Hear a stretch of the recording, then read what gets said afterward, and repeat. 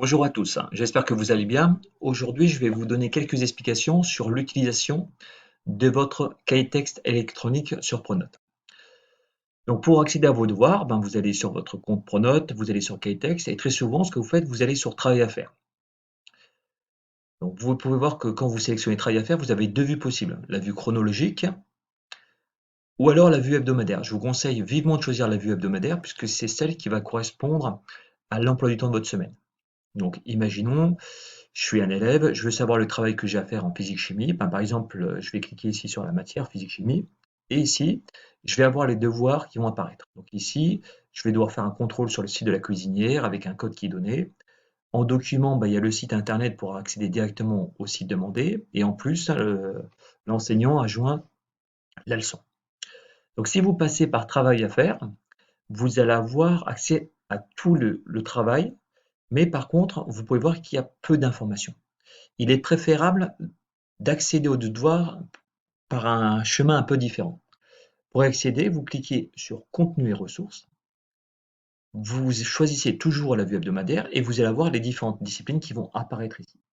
Si maintenant je clique sur physique-chimie, là vous allez avoir le déroulé de la séance. C'est-à-dire que si le cours avait eu lieu, si on n'avait pas été en confinement, on aurait fait une séance de cours et le contenu de la séance, ça aurait été le suivant.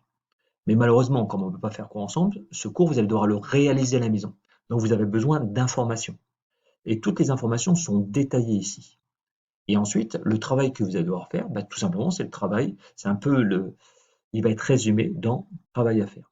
Donc ce qui est vraiment important, ce que vous devez comprendre, c'est que pour avoir des informations supplémentaires sur les travaux que vous devez rendre, allez systématiquement sur contenu et ressources, parce que forcément en cliquant ici, vous allez avoir des informations supplémentaires qui vont vous être très, très utiles. Un exemple, si je choisis par exemple, si je clique sur anglais, l'enseignante a détaillé ce qu'il fallait faire au cours de la séance, c'est-à-dire aller sur des sites d'exercices qui sont ici.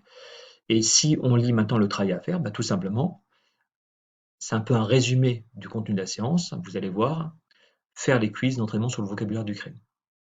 Donc vous voyez que les deux sont vraiment complémentaires et je vous encourage vivement à d'abord cliquer sur contenu et ressources, chercher la matière qui vous intéresse, cliquer sur par exemple le contenu de la séance, d'accord? Donc là ici il y a peu de choses et puis ensuite travail à faire.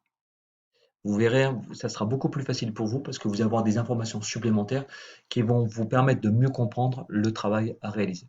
J'espère que ce petit tuto vous a été utile et je vous dis à bientôt. Au revoir.